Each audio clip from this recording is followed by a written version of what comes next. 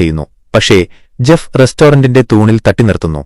കോപാകുലനായ Finch സൂര്യരശ്മിയിൽ കൈവച്ച് എത്രത്തോളം പൊള്ളുമെന്ന് കാണിക്കാൻ ശ്രമിക്കുന്നു.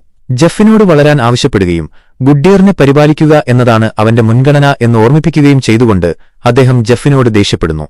റോഡിലേക്ക് മടങ്ങിയ ശേഷം ജെഫ് വിഷാദത്തിലും നിശബ്ദനുമാണെന്ന് ഫിഞ്ച് ശ്രദ്ധിക്കുന്നു. അതിനാൽ അദ്ദേഹം അവനൊരു അവസരം നൽകാനും ശരിയായി ഓടിക്കാൻ പഠിപ്പിക്കാനും തീരുമാനിക്കുന്നു.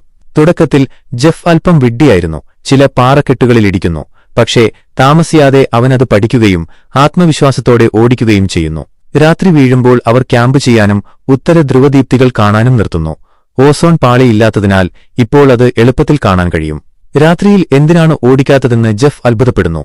അതിനാൽ നിഴലുകളിൽ നിന്ന് പട്ടിണിക്കാരായ ആളുകൾ ആക്രമിക്കുന്നതിനാൽ അത് അപകടകരമാണെന്ന് ഫിഞ്ച് വിശദീകരിക്കുന്നു. അടുത്ത ദിവസം രാവിലെ ജെഫ് ഗുഡ്ഡിയർ കുരയ്ക്കുന്നത് കേൾക്കുകയും ഫിഞ്ചിനെ നോക്കാൻ ഓടുകയും ചെയ്യുന്നു. അദ്ദേഹം ഛർദ്ദിക്കുകയും വളരെയധികം വിറയ്ക്കുകയും ചെയ്യുന്നു. ജെഫ് അവനെ പരിചരിക്കുകയും വിശ്രമിക്കാൻ വിടുകയും ചെയ്യുന്നു. അതേസമയം അവൻ യാത്ര തുടരുന്നു. ഒടുവിൽ അവർ മറ്റൊരു നഗരത്തിലെത്തുന്നു. അതിനാൽ ജെഫ് ഗുഡ്ഡിയറിനോട് ഫിഞ്ചിനൊപ്പം നിൽക്കാൻ ആവശ്യപ്പെടുകയും അവനും ഡ്വേയും സാധനങ്ങൾ ശേഖരിക്കാൻ പുറത്തേക്ക് പോകുകയും ചെയ്യുന്നു. അവർ ഒരു ആശുപത്രിയിൽ പ്രവേശിച്ചു ചുറ്റും നോക്കുന്നു. പക്ഷേ കാര്യമായി ഒന്നുമില്ല. അതിനാൽ താൻ മുകളിലേക്ക് തിരയുമ്പോൾ പ്രവേശന കവാടം കാക്കാൻ ജെഫ് ഡ്വേയോട് ആവശ്യപ്പെടുന്നു. നിഴലുകളിൽ നിന്ന് ആരോ ശ്രദ്ധിക്കുന്നുണ്ടെന്ന് അവരാരും ശ്രദ്ധിക്കുന്നില്ല. ജെഫ് കുറച്ചു മരുന്നുകളും ഒരു ജാക്കറ്റും കണ്ടെത്താൻ ശ്രമിക്കുന്നു. അത് അവൻ ധരിക്കാൻ തീരുമാനിക്കുന്നു. ഉപയോഗപ്രദമായ സാധനങ്ങൾ നിറഞ്ഞ ഒരു ക്യാബിനറ്റും അവൻ തുറക്കുന്നു.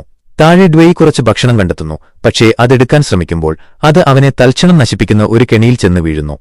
അതിനിടെ ഫിഞ്ച് ഉണരുകയും തന്റെ റോബോട്ടുകൾ പോയെന്ന് കണ്ടെത്തുകയും ചെയ്യുന്നു.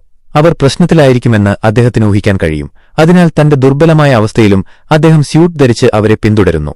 ഡ്വേയുടെ ദുരവസ്ഥ കണ്ട് അദ്ദേഹം തകർന്നുപോകുന്നു. അവന്റെ കഷ്ടപ്പാട് അവസാനിപ്പിക്കാൻ അവനെ ഓഫ് ചെയ്യുന്നു.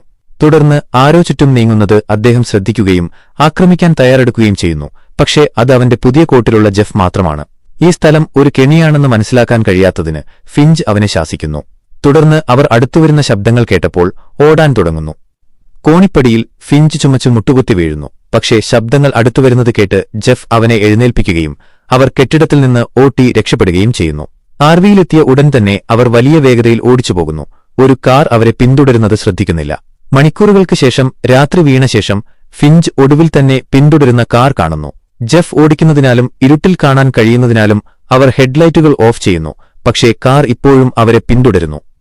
അടുത്തതായി അവർ വേഗത കൂട്ടാൻ ശ്രമിക്കുന്നു. ഫിഞ്ച് മുന്നിൽ ഒരു അടിപ്പാത ശ്രദ്ധിക്കുകയും ആർവി റോഡിൽ നിന്ന് വെട്ടിമാറ്റുകയും ചെയ്യുന്നു. ആർവിയുടെ ഉയരം അടിപ്പാതയേക്കാൾ കൂടുതലാണെന്ന് ജെഫ് വിശദീകരിക്കാൻ ശ്രമിക്കുന്നു.